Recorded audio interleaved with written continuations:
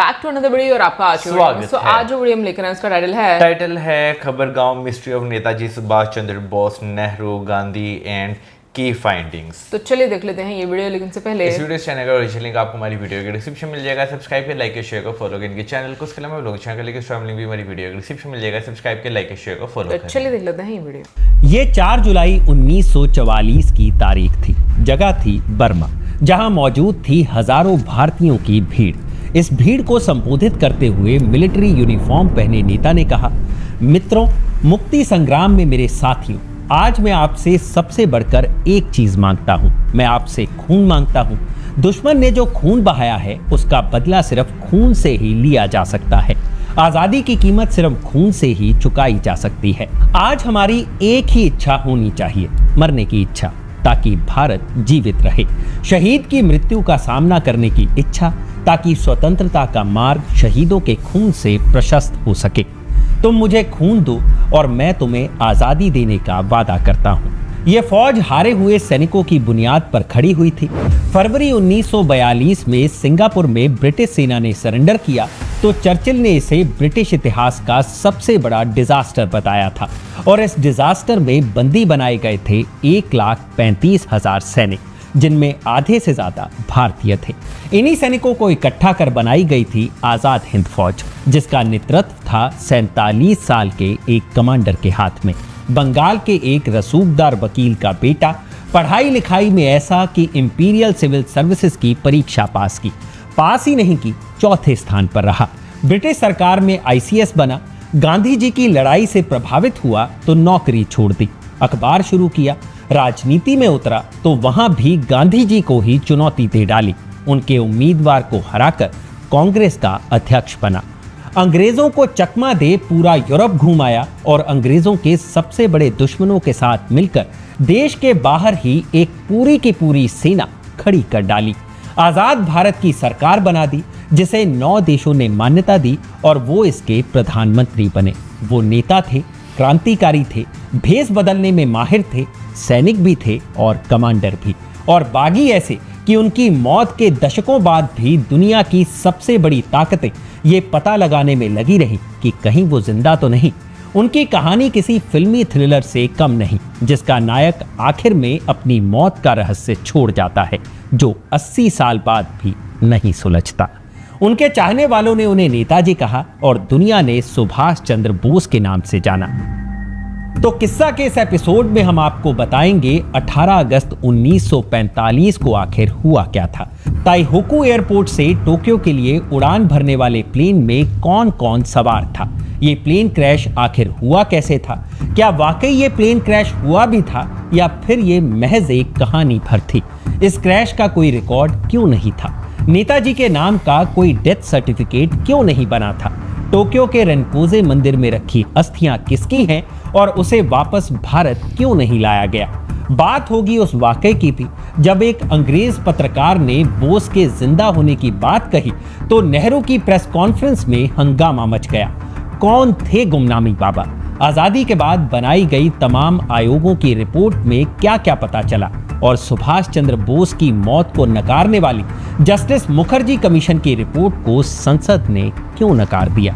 इन सब सवालों के जवाब मिलेंगे आपको किस्सा के इस एपिसोड में। नमस्कार, मैं हूं भूपेंद्र सोनी और आप देख रहे हैं खबरगांव और ये किस्सा है सुभाष चंद्र बोस की मौत के रहस्य का।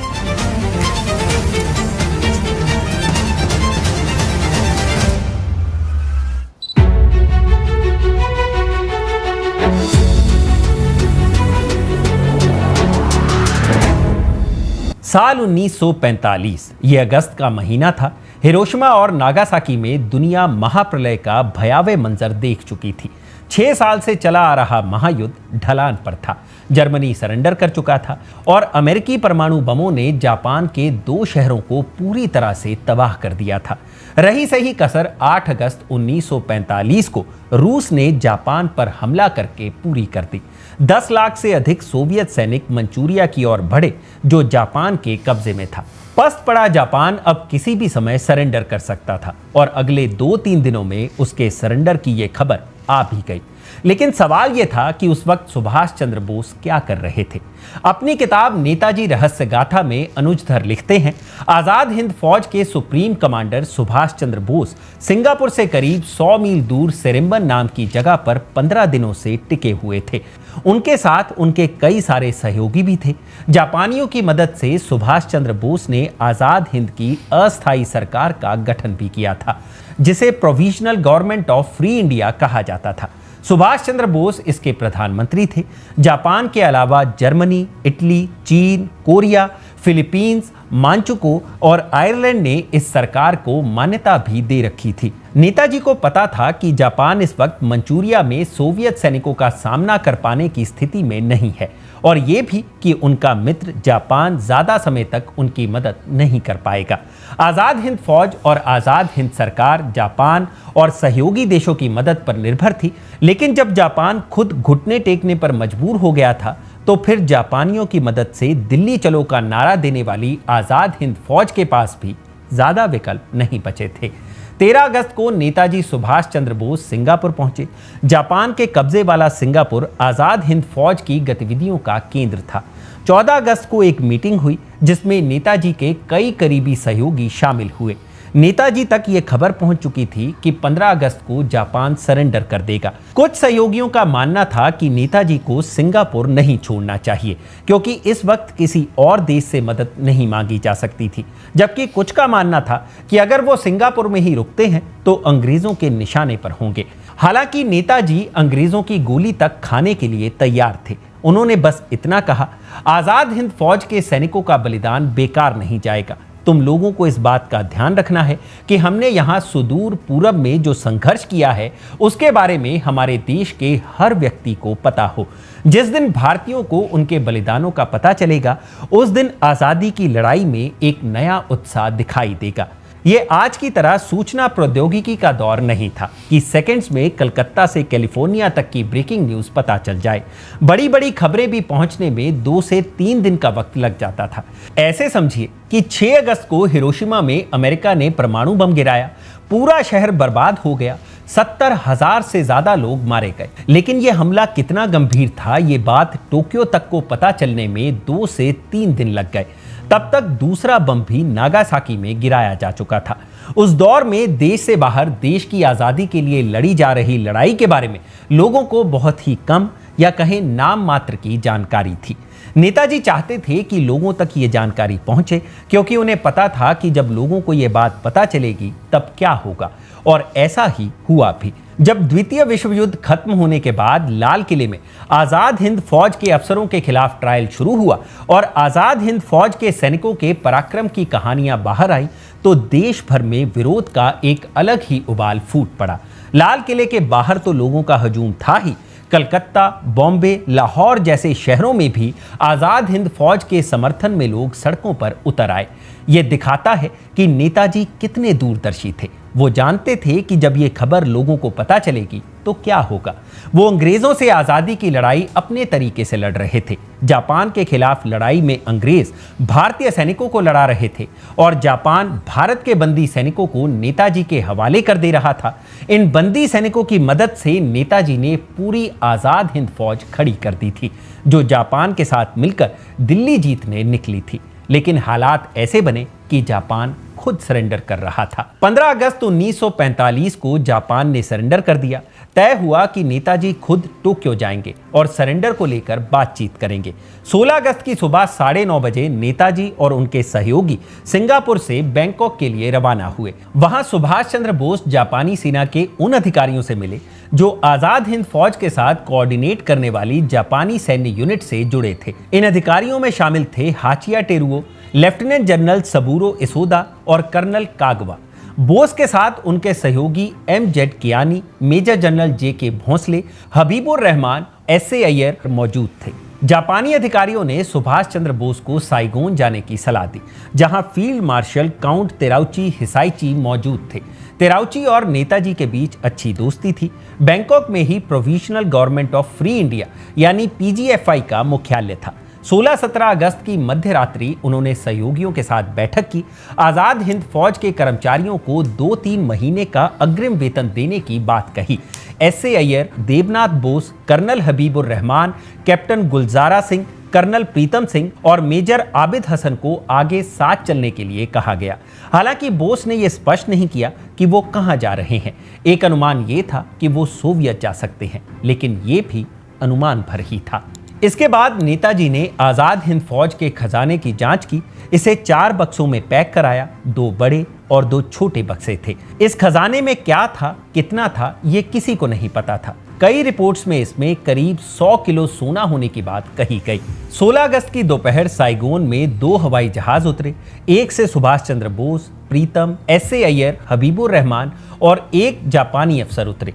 दूसरे से हाचिया टेरुओ, सबूरो इसोदा, कर्नल गुलजारा सिंह, मेजर आबिद हसन और देवनाथ दास उतरे। प्लेन से उतरते नेताजी की एक तस्वीर भी खींची गई, जो उनकी आखिरी तस्वीर साबित हुई।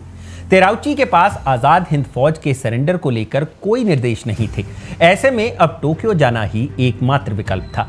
लेकिन अब सवाल ये था कि जाया कैसे जाए। जापान सरेंडर कर चुका था और ये ऑर्डर था कि कोई भी जहाज बिना मित्र देशों की अनुमति के नहीं उड़ेगा। जापानी अधिकारियों ने नेताजी को बताया कि एक बॉम्बर प्लेन जा रहा है, लेकिन उसमें एक ही सीट है।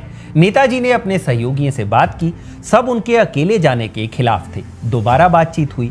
जापानियों ने एक और सीट का इंतजाम किया। नेताजी ने हबीबुर रहमान को अपने साथ लिया। 6 फुट के कश्मीरी हबीबुर रहमान अंग्रेजी सेना के कप्तान रह चुके थे, जो सिंगापुर में अंग्रेजों की हार के बाद आजाद हिंद फौज में शामिल हो गए थे। रहमान नेताजी के करीबी लोगों में से थे और कहा जाता था कि कोई भी राज तब तक रहमान के सीने से बाहर नहीं लाया जा सकता जब तक नेताजी खुद ऐसा ना चाहें। हबीबुर रहमान और नेताजी के अलावा इस बॉम्बर प्लेन में जापानी सेना के एक लेफ्टिनेंट जनरल सुनामा शिदेई और 4 अन्य सैनिक अधिकारी भी मौजूद थे। साथ में 2 पायलट भी। प्लेन में जगह की कमी थी। जहां नेताजी बैठे थे वहीं बगल में एक फ्यूल टैंक था। ये प्लेन रात में तुरेन पहुंचा। उस रात सब तुरेन में ही रुके। 18 अगस्त की सुबह ये प्लेन टोक्यो के लिए रवाना हुआ। दोपहर 2 बजे ये प्लेन फ्यूल लेने के लिए फार्मोसा के ताइहोकू हवाई अड्डे पर उतरा। फार्मोसा को आज हम ताइवान और ताइहोकू को ताइपे के नाम से जानते हैं। हवाई अड्डा जर्जर था। इमारतों पर युद्ध के दौरान हुई बमबारी के निशान मौजूद थे। हवाई अड्डे पर सन्नाटा था। कोई प्लेन नहीं था। इक्का दुक्का लोग ही मौजूद थे। जापान सरेंडर कर चुका था और एक अजीब निराशा का माहौल था। जब प्लेन में फ्यूल भरा जा रहा था, टर्मिनल पर बैठे नेताजी और हबीबुर रहमान ने केले और सैंडविचेस खाए। रहमान ने नेताजी से पूछा क्या वो स्वेटर पहनेंगे। नेताजी ने मना कर दिया। रहमान को ठंड लग रही थी। उन्होंने स्वेटर पहन लिया।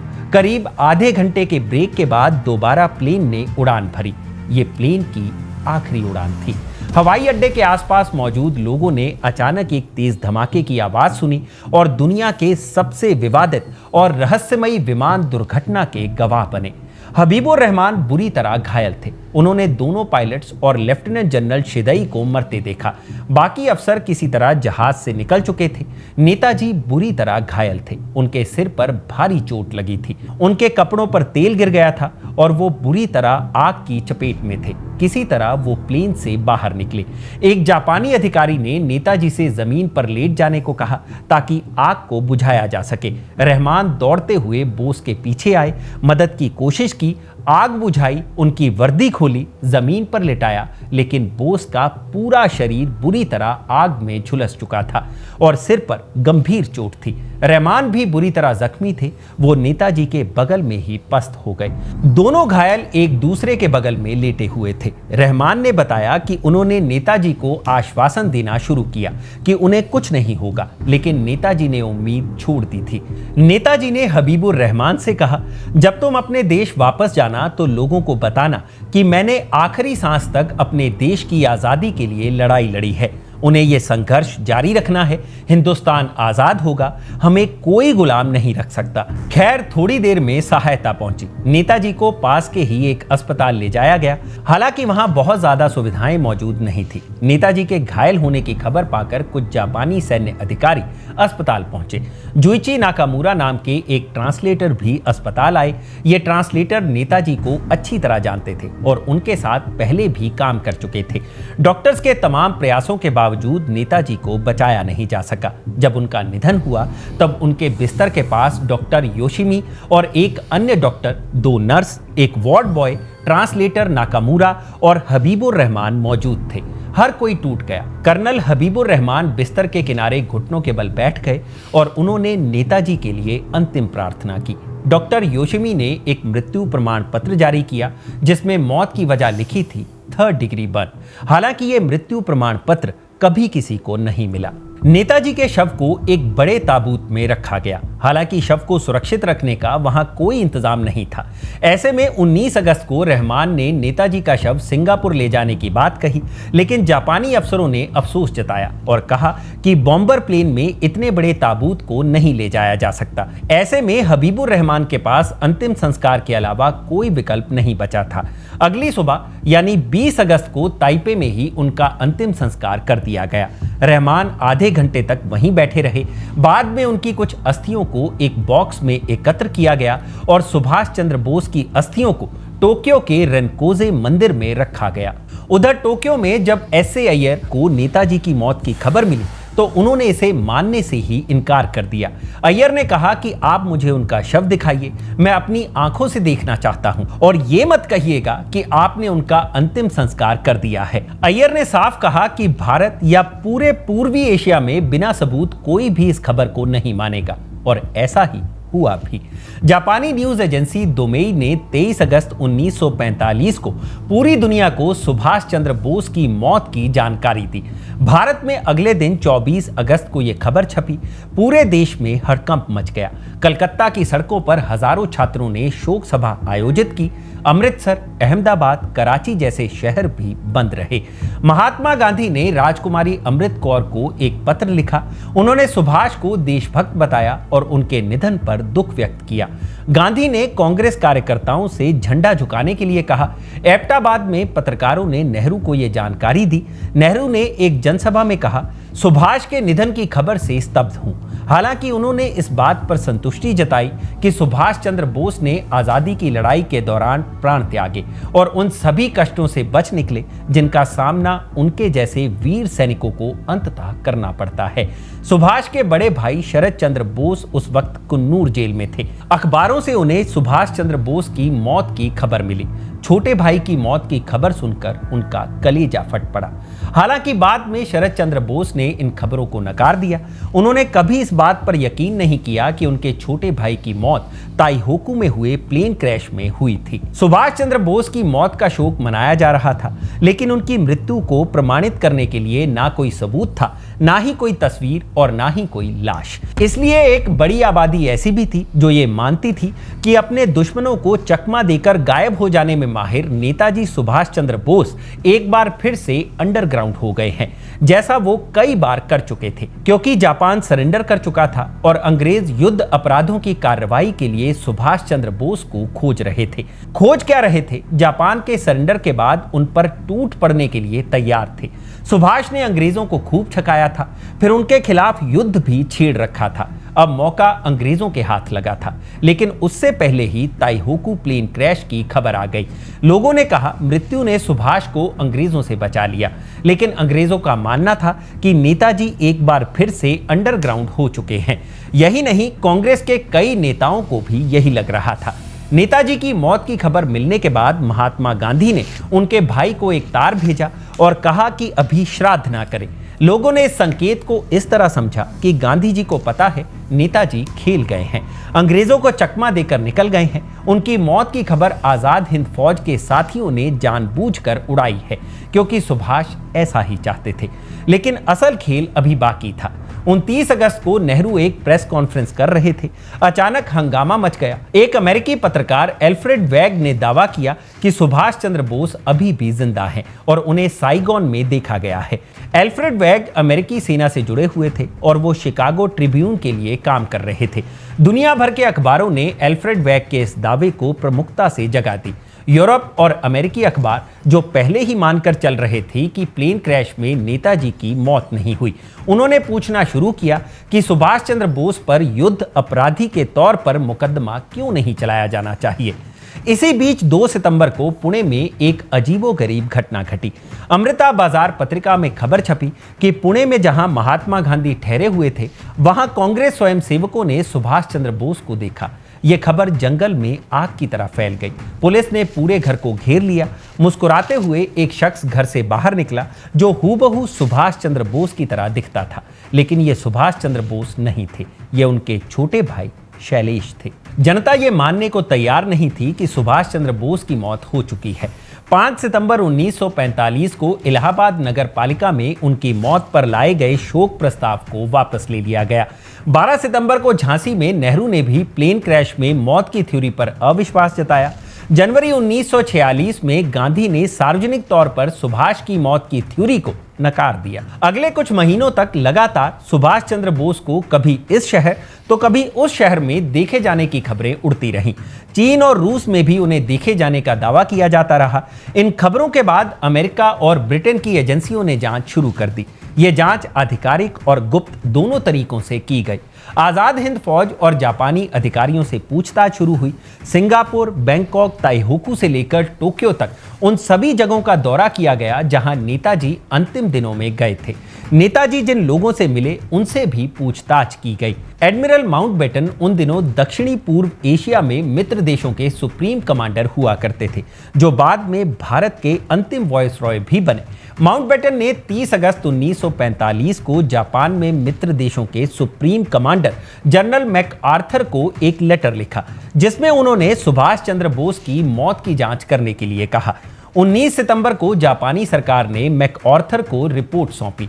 इस रिपोर्ट में कहा गया कि 18 अगस्त को एक हवाई दुर्घटना में सुभाष चंद्र बोस घायल हो गए थे और उसी शाम अस्पताल में उनकी मृत्यु हो गई। एक जांच ब्रिटिश इंडिया गवर्नमेंट ने भी कराई थी। 2 पुलिस अधिकारी फिनी और डेविस बैंकॉक, साइगोन और ताइहोकू गए। इस जांच में भी यही पता चला कि बोस की मृत्यु 18 अगस्त को हो गई थी। टोक्यो में तैनात ब्रिटिश सीक्रेट सर्विसेज के एक सीनियर अधिकारी कर्नल फिगेस ने भी सुभाष चंद्र बोस की मौत की जांच की। 6 जापानी अधिकारियों से पूछताछ की गई। अस्पताल में मौजूद डॉक्टर से भी बात की गई। फिगेस ने भी अपनी रिपोर्ट में यही बताया कि 18 अगस्त 1945 की शाम नेताजी की मौत हो गई थी। ब्रिटिश अधिकारियों ने ताइहोकू अस्पताल के इंचार्ज और नेताजी का इलाज करने वाले कैप्टन डॉक्टर योशिमी से भी पूछताछ की। अक्टूबर 1946 में उनकी गवाही दर्ज की गई। डॉक्टर योशिमी ने पूरे घटनाक्रम को दोहराया, कहा कि ट्रांसलेटर नेताजी को जानता था और उसे जरा भी शक नहीं था कि ये सुभाष चंद्र बोस नहीं थे। उन्होंने बाद में ये भी कहा कि जापानी सैन्य अधिकारियों ने उनसे कहा था कि ये सुभाष चंद्र बोस हैं, किसी भी कीमत पर इनकी जान बचानी जरूरी है। हालांकि वो ऐसा कर पाने में सफल नहीं रहे। एक जांच जापान ने भी की थी, जिसकी रिपोर्ट 1956 में साझा की गई। इसमें 13 गवाहों के बयान शामिल थे, जिसमें नेताजी के साथ प्लेन में सवार यात्री और ताइहोकू के अस्पताल में मौजूद लोग शामिल थे। इसमें कहा गया कि प्लेन गिरने के बाद पीछे बैठे लोग जहाज से निकल पाने में कामयाब रहे, लेकिन आगे बैठे लोगों पर जहाज का ईंधन गिरा और वो गंभीर रूप से झुलस गए। लेफ्टिनेंट जनरल शिदेई और 2 अन्य लोगों की मौके पर ही मौत हो गई, जबकि सुभाष चंद्र बोस आग की लपटों में घिरे हुए जहाज से उतरे। उनकी मौत अस्पताल में हुई। इस रिपोर्ट में यह भी बताया गया कि सुभाष चंद्र बोस के अवशेष और उनका सामान टोक्यो में एस.ए. अय्यर और श्री राम मूर्ति को सौंप दिया गया था। खुफिया और आधिकारिक हर तरह की जांच में यही सामने आ रहा था कि नेताजी की मौत 18 अगस्त 1945 को हो चुकी थी, लेकिन ना तो ब्रिटिश अधिकारी और भारत में लोग ये मानने को तैयार थे कि उनकी मौत हो चुकी है, क्योंकि हर जांच के दौरान कुछ ना कुछ ऐसी चीजें निकलकर सामने आ रही थी जो इस तरफ इशारा कर रही थी कि नेताजी कुछ और प्लान कर रहे हैं। जैसे 17 अगस्त की सुबह बैंकॉक में उन्होंने अपने निजी स्टाफ को छोटे छोटे तोहफे दिए थे और इस दौरान वो काफी भावुक थे, मानो इशारा कर रहे हों कि उनका प्लान कुछ और है। कुछ लोगों से पूछताछ के दौरान ये भी पता चला कि नेताजी ने जापान की हार की स्थिति में प्लान बी भी बना रखा था। एक पॉपुलर थ्योरी ये भी थी कि नेताजी टोक्यो की बजाय सोवियत रूस निकल गए, क्योंकि जापान के सरेंडर के बाद उनकी आखिरी उम्मीद सोवियत ही था और पिछले 1 साल से वो इसके लिए प्रयास कर रहे थे। इस थ्योरी को और बल इसलिए भी मिला क्योंकि जिस प्लेन से सुभाष जा रहे थे उसी प्लेन में लेफ्टिनेंट जनरल शिदेई भी सवार थे। जनरल शिदेई को मंचूरिया में जापानी सेना का कमांड लेना था और मंचूरिया ही वो सबसे नजदीकी जगह थी जहां से रूस में एंट्री ली जा सकती थी, जहां सोवियत की सेना ने जापान के खिलाफ मोर्चा खोल दिया था। शिदेई के रूस में अच्छे कॉन्टेक्ट्स थे और वो रूस के साथ बातचीत के लिए महत्वपूर्ण व्यक्ति थे। इस थ्योरी के मुताबिक सुभाष चंद्र बोस की योजना मंचूरिया में सोवियत अधिकारियों से संपर्क की थी ताकि ब्रिटेन के खिलाफ भारत की लड़ाई को जारी रखा जा सके। इस थ्योरी के समर्थन में यह दावा भी किया गया कि 18 अगस्त को ताइहोकू हवाई अड्डे पर कोई विमान दुर्घटनाग्रस्त हुआ ही नहीं था। इतना ही नहीं, जिस अस्पताल में उनकी मौत हुई वहां से एक ही मृत्यु प्रमाण पत्र जारी किया गया था जो इचिरो ओकुरा के नाम पर था, सुभाष चंद्र बोस के नाम पर नहीं था। इसके अलावा एक सवाल उस खजाने का भी था जो नेताजी अपने साथ ले गए थे। हालांकि इन तर्कों को यह कहते हुए खारिज कर दिया गया कि सरेंडर के बाद काफी सारे दस्तावेज नष्ट कर दिए गए थे। मृत्यु प्रमाण पत्र पर सुभाष चंद्र बोस का नाम इसलिए नहीं लिखा गया क्योंकि जापानी उनकी मौत को गुप्त रखना चाहते थे। जहां तक बात खजाने की है तो विमान के मलबे से 11 किलो आभूषण बरामद हुए थे, जिन्हें नेताजी के अवशेषों और सामान के साथ एस.ए. अय्यर और श्रीराम मूर्ति को सौंप दिया गया। बाद में विमान के मलबे के साथ 11 किलो के इन जले हुए आभूषणों को दिल्ली के नेशनल म्यूजियम में रखा गया, जबकि उनके अवशेष अभी भी टोक्यो के रेनकोजी मंदिर में ही रखे हुए हैं। आज भी भारत सरकार इन अस्थियों को संरक्षित करने के लिए मंदिर को भुगतान करती है। बीच में कई बार इन अस्थियों को भारत लाने की मांग भी हुई, लेकिन एक बहुत बड़ा धड़ा जिसमें नेताजी के परिवार के लोग भी शामिल हैं, उनका मानना है कि ये अस्थियां नेताजी की हैं ही नहीं। अगर उन्हें यहाँ लाया गया तो एक तरीके से इस पर मोहर लग जाएगी कि 18 अगस्त 1945 को ही नेताजी की मौत हुई थी और उनकी तलाश का अभियान खत्म हो जाएगा। खुद नेताजी की बेटी अनीता बोस फाफ ने इच्छा जताई थी कि उनकी अस्थियां वापस उनकी मातृभूमि लाई जाएं और वो खुद इसे गंगा में विसर्जित करना चाहती हैं। लेकिन उनकी सबसे पहली शर्त ये थी कि सरकार डीएनए टेस्ट कराए और ये सुनिश्चित करे कि रेनकोजी मंदिर में रखी अस्थियां सुभाष चंद्र बोस की ही हैं। हालांकि ऐसा अब तक नहीं हो पाया। 15 अगस्त 1947 को हिंदुस्तान आजाद हुआ। जवाहरलाल नेहरू प्रधानमंत्री बने। बोस के अनुयायियों, परिजनों और कांग्रेस पार्टी के नेताओं ने भी सरकार पर बोस की मृत्यु की जांच को लेकर दबाव बनाना शुरू किया। 1956 में सरकार ने आजाद हिंद फौज के पूर्व मेजर जनरल शाहनवाज खान के नेतृत्व में एक जांच समिति बनाई। हालांकि इस समिति को बनाने में सरकार को 10 साल लग गए। शाहनवाज खान आजाद हिंद फौज के उन अधिकारियों में शामिल थे जिन पर लाल किले में ट्रायल चला था। शाहनवाज खान उन लोगों का नेतृत्व कर रहे थे जिनका ये मानना था कि नेताजी अभी भी जीवित हैं और सरकार को इसकी जांच करनी चाहिए। हालांकि आज़ादी के बाद वो नेहरू की कैबिनेट में शामिल हो गए थे। अनुज धर की किताब से मिली जानकारी के मुताबिक नेताजी के भाई सुरेश चंद्र बोस ने बाद में ये इल्ज़ाम भी लगाया था कि शाहनवाज खान नेताजी की मौत की जांच रिपोर्ट वैसी ही बनाना चाहते थे जैसी नेहरू चाहते थे। शाहनवाज खान के अलावा इस समिति में नेताजी के बड़े भाई सुरेश चंद्र बोस भी शामिल थे और उनके साथ आईसीएस अधिकारी एसएन मैत्रा भी शामिल थे। इस समिति ने कुल 67 लोगों से पूछताछ की। इस समिति ने एक लंबी चौड़ी रिपोर्ट सबमिट की। निष्कर्ष ये था कि 18 अगस्त 1945 को ताइहोकू में एक हवाई दुर्घटना हुई थी जिसमें नेताजी की मृत्यु हो गई थी। वहीं उनका अंतिम संस्कार किया गया और टोक्यो के रेनकोजी मंदिर में अवशेष रखे हुए हैं। समिति को कोई विश्वसनीय सबूत नहीं मिला कि बोस दुर्घटना में बच गए या किसी अन्य देश में भाग गए। इस रिपोर्ट पर काफी विवाद भी हुआ। नेताजी के भाई सुरेश चंद्र बोस ने फाइनल रिपोर्ट पर हस्ताक्षर नहीं किए। सितंबर 1956 में इस रिपोर्ट को भारत की संसद ने स्वीकार कर लिया। इस रिपोर्ट से अलग सुरेश बोस ने अपनी रिपोर्ट पेश की और कहा कि ना तो विमान दुर्घटना हुई थी और ना ही नेताजी की उसमें मृत्यु हुई थी। सुरेश बोस ने प्रधानमंत्री नेहरू, उनके मंत्री शहनवाज खान, एसएन मित्रा पर व्यक्तिगत आरोप भी लगाए। उन्होंने दावा किया कि जवाहरलाल नेहरू ने समिति को निर्देश दिया था कि वो यही निष्कर्ष निकालें कि बोस की मृत्यु विमान दुर्घटना में हुई थी। सुरेश बोस के आरोपों ने नेताजी के जीवित होने की थ्योरीज को एक बार फिर से हवा दे दी। इस तरह से शाहनवाज समिति ने इस मुद्दे को सुलझाने की बजाय और उलझा दिया, जिसका परिणाम ये हुआ कि एक और कमीशन का गठन किया गया।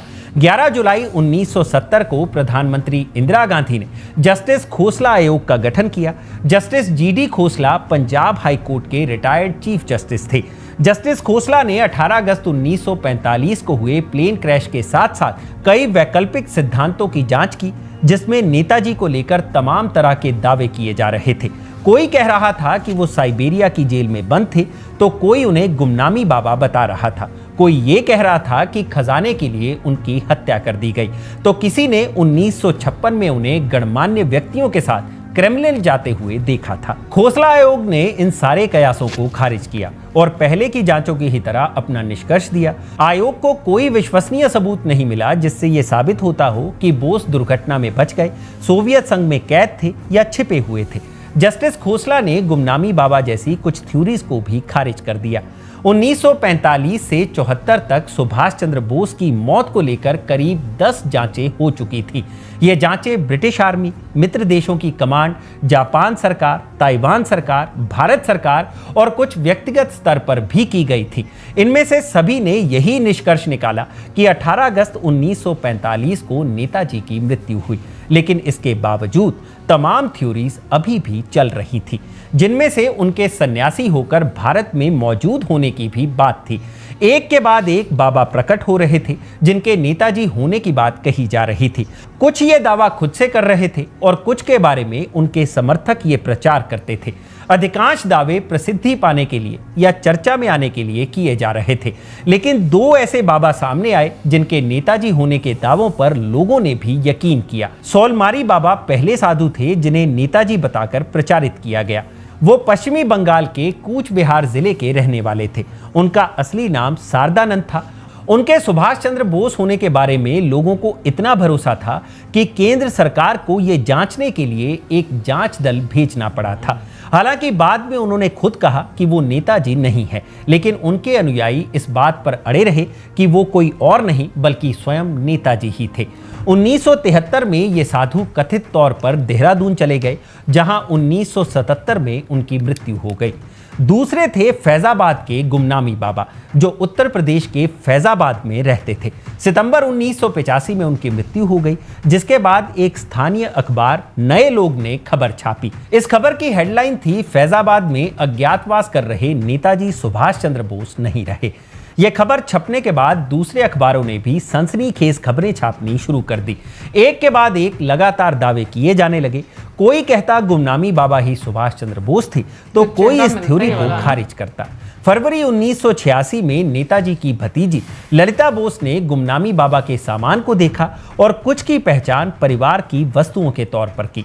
बाद में कई सारे लोगों ने दावा किया कि उन्हें इस बात की जानकारी थी कि गुमनामी बाबा ही नेताजी थे, लेकिन जांच में यह दावा पूरी तरह से खारिज हो गया। 2016 में जस्टिस विष्णु सहाय की अध्यक्षता में बनी एक कमेटी ने गुमनामी बाबा की हैंडराइटिंग, डीएनए आदि का मिलान किया और उनके सुभाष चंद्र बोस होने के दावे को खारिज कर दिया। इन सारी जांचों में यही कहा गया कि नेताजी की मौत 18 अगस्त 1945 को ताइहोकू में हुई थी। लेकिन एक जांच आयोग ऐसा भी था जिसने इसे सिरे से खारिज कर दिया था। ये आयोग था जस्टिस मुखर्जी आयोग।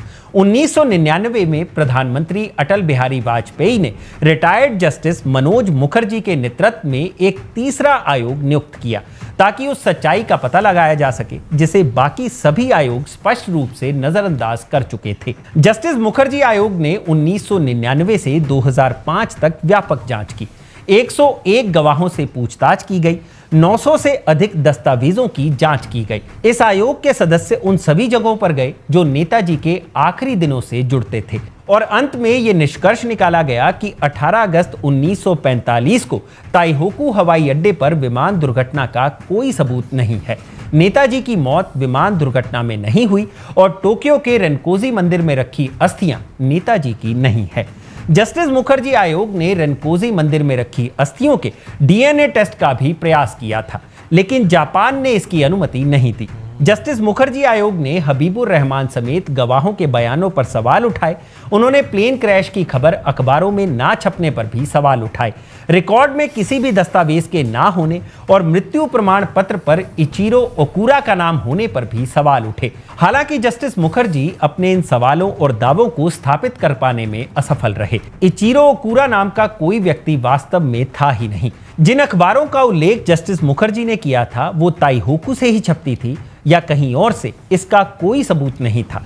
नेताजी की मौत अगर 18 अगस्त को नहीं हुई तो वो कहां गए? अस्पताल में मौजूद स्टाफ और हबीबुर रहमान के दावों का जवाब जस्टिस मुखर्जी की रिपोर्ट में नहीं मिला। जस्टिस मुखर्जी की रिपोर्ट जब संसद में पेश हुई, सरकार बदल चुकी थी। यूपीए की सरकार सत्ता में थी। 2006 में संसद ने जस्टिस मुखर्जी की रिपोर्ट को अस्वीकार कर दिया या कहें नकार दिया। इस तरह से रहस्य बस एक रहस्य ही रह गया और मातृभूमि की आजादी के लिए लड़ाई लड़ने वाले वीर सपूतों में से एक की मौत या कहें गुमशुदगी बस एक अनसुलझा सवाल बनकर रह गई। 80 साल बीत चुके हैं और आज भी ये एक रहस्य ही है। भाई दुनिया में कुछ चीज़ें जो है ना वो इतनी डिबेटेबल होती हैं कि आप उस पर जो है ना जितनी मर्जी बातचीत कर लें उतना ही कम है। उन्हीं में से एक टॉपिक जो है ना वो नेताजी सुभाष चंद्र बोस जो हैं उनकी जो मृत्यु है उसका टॉपिक है। क्योंकि अगर हम देखें तो 1965 में जो ताशकंद का मुआहदा हुआ, उसमें जो एग्रीमेंट हुआ, उसमें भी एक बात की जाती है कि भाई एक फ़ोटो में जो है वो नज़र आए हैं। तो देखा जाए तो ये चीज़ें जो है ना बहुत मिस्टीरियस हैं, ऐसी हैं कि जो मेरा ख्याल है चंद लोगों के सिवा कोई भी नहीं जानता होगा और वो भी लोग पता नहीं अब इस दुनिया में होंगे कि नहीं होंगे। बिल्कुल, और उन्होंने भी किसी को इन्फॉर्मेशन पास ऑन की होगी या नहीं की होगी, क्योंकि कुछ चीज़ें वाकई में इतनी गुप्त रहती हैं कि वो कभी बाहर आती ही नहीं है।